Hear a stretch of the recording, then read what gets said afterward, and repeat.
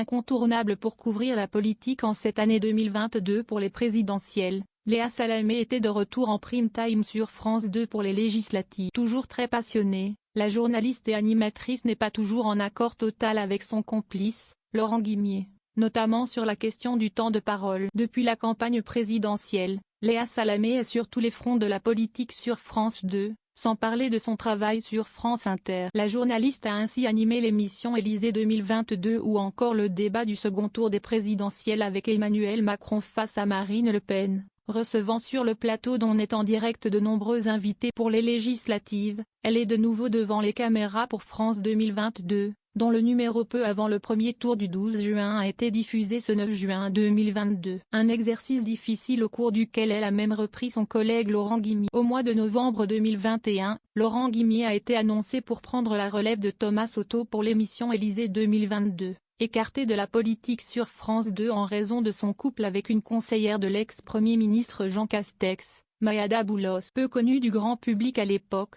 le directeur de l'information de France Télévisions Laurent Guimier a repris le flambeau avec passion durant toute la présidentielle et continue de le faire pour les législatives. Avec Léa Salamé, les relations sont toujours aimables et complices, mais chacun s'impose sur ce jeudi soir. Laurent Guimier a tenu à expliquer le temps de parole de chaque personnalité politique. Il est décidé par l'Arcom, Autorité publique française de régulation de la communication audiovisuelle et numérique, qui succède au CSA. En fonction du nombre de sièges à l'Assemblée nationale, les chaînes de télévision et les stations de radio décomptent les temps de parole des candidats et de leur soutien et accordent un temps de parole qui correspond à leur représentativité, est-il écrit sur le site. Ce que l'animateur a rappelé notamment à Guillaume Pelletier, Reconquête, qui s'est offusqué de son peu de temps face à Olivier Véran. Le premier n'a aucun député de sa formation à l'Assemblée. Le second en a 262 points, un rappel qui a été fait régulièrement au cours de l'émission. Léa Salamé valide les précisions de son collaborateur mais ajoute, il faut le redire,